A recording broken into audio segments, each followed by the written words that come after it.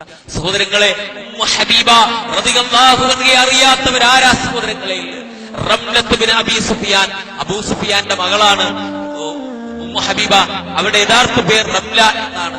അബൂ സുഫിയാന്റെ മകളാണ് റംല. ആ ഉമ്മു ഹബീബ റളിയല്ലാഹു അൻഹ തന്റെ ഭർത്താവിനെ കൊണ്ട് ഉബൈദുല്ലാഹി ഇബ്നു ജഅ്ഷ് കൊണ്ട് യാത്ര പോവുകയാണ് ഷാമിലേക്ക്. ഇസ്ലാമനുസരിച്ച് ജീവിക്കാൻ പിതാവും സംഘവും തന്നെ അനുവദിക്കാത്തത് കൊണ്ട് നാട് വിട്ടു പോകാൻ, ഹിജ്റ പോകാൻ അനുവാദം ചോദിച്ചു. അങ്ങനെ ഹിജ്റ പോകാൻ അനുവാദം കൊടുത്തു. ഷാമിലെത്തി സുഖസുന്ദരമായി ഭാര്യയും ഭർത്താവും സന്തോഷമായി അല്ലാഹുവിന്റെ ആദർശം മുറുകെ പിടിച്ച് ലാ ഇലാഹ ഇല്ലല്ലാഹ് മറ്റുള്ള ആളുകളെ പഠിപ്പിച്ചു കൊടുത്തുകൊണ്ട് ജീവിക്കാൻ ആരംഭിച്ചു.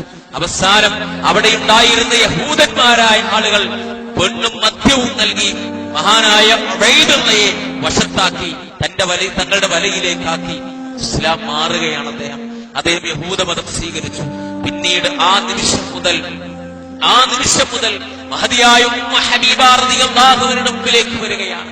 ഉബൈദുള്ള വന്നിട്ട് പറഞ്ഞു, അല്ല ഉമ്മു ഹബീബ, നിന്റെ മുമ്പിൽ രണ്ട് വഴികളാണുള്ളത്. ഒന്ന്, ഞാൻ സ്വീകരിച്ച വിശ്വാസം യഹൂദമതം സ്വീകരിച്ച് എന്റെ ഭാര്യയായി സ്വീകരിക്കുക, എന്റെ ഭാര്യയായി നിലനിൽക്കുക. അല്ലെങ്കിൽ എന്നെ വിവാഹമോചനം ചെയ്ത് നീ ഉൾക്കൊള്ളുന്ന ആദർശത്തിൽ നീ ജീവിക്കുകയും ചെയ്യുക. നിനക്ക് തടസ്സമായി ഞാൻ ഉണ്ടാവുകയില്ല. ഏതൊരു ഭാര്യയ്ക്കും ഉണ്ടാകുന്ന ആശങ്കകളും പ്രയാസങ്ങളും ഉമ്മു ഹബീബക്കുണ്ടായിരുന്നു. ആലോചിക്കാൻ സമയം കൊടുത്തു. ആലോചിക്കാൻ സമയമെടുത്തില്ല. കാരണം സ്വർഗം നഷ്ടമാകുന്ന നരകപ്രവേശനം യാഥാർത്ഥ്യമായി തീർന്ന വിഷയമാ തന്റെ ഭർത്താവ് പറഞ്ഞത്. ആലോചിക്കേണ്ടി വന്നില്ല. ആലോചിക്കുന്നതിന് മുമ്പ് പറഞ്ഞു, എനിക്ക് വിവാഹമോചനം മതി.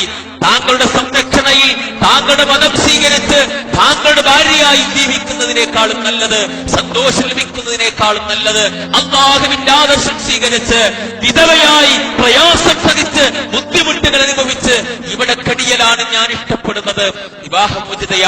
വിവാഹമോചിതയായി ജീവിക്കേണ്ടി വന്നു. പിന്നീട് ഉണ്ടായ ഓരോ രാത്രിയിലും മദ്യപിച്ചിലക്കും ലഗാനുമില്ലാതെ വീട്ടിലേക്ക് കയറി വരും.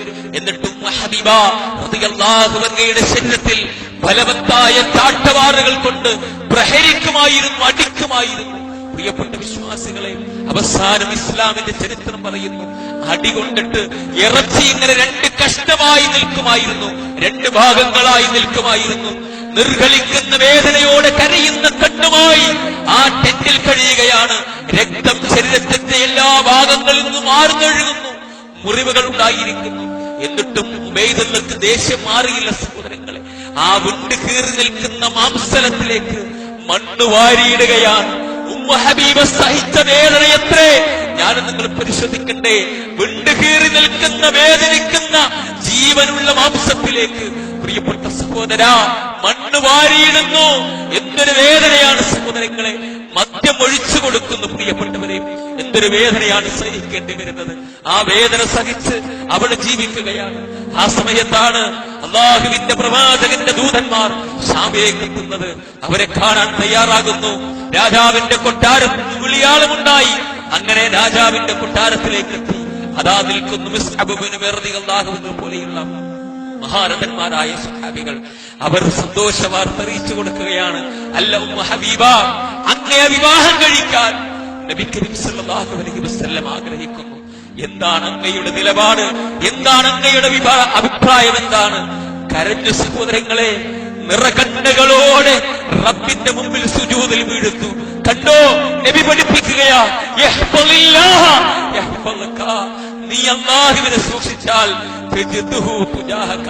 നീ പ്രയാസം അനുഭവിക്കുമ്പോ, നിന്റെ മനസ്സ് വേദനിക്കുമ്പോ, നിന്റെ ശരീരം പ്രയാസം അനുഭവിക്കുമ്പോ റബ്ബ് നിന്നെ സഹായിക്കുമെന്നാണ്. നീ ബുദ്ധിമുട്ടുമ്പോ നിന്റെ റബ്ബ് നിന്നെ സഹായിക്കും. സഹായിച്ചില്ല സഹോദരങ്ങളെ.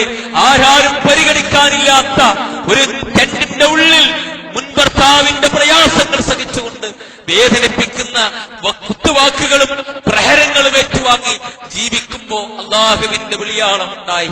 അല്ലാഹുവിന്റെ സന്തോഷമെത്തുകയാണ്. ഭാര്യയായി ആരായി? ഉമ്മഹാത്തുൽ മുഅ്മിനാത്ത്, ലോകത്തുള്ള മുഴുവൻ മുസ്ലിം ഉമ്മത്തിന്റെയും ഉമ്മയായി അല്ലാഹു സുബ്ഹാനഹു വ തആല അവരെ ഉയർത്തിയെങ്കിൽ ആദർശത്തിന്റെ പിൻബലമാണ് സഹോദരങ്ങളെ. ആദർശമുണ്ടായാൽ അല്ലാഹു നമ്മളെ പരാജയപ്പെടുത്തില്ല.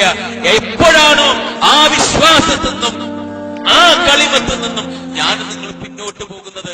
അള്ളാഹുവിന്റെ സഹായം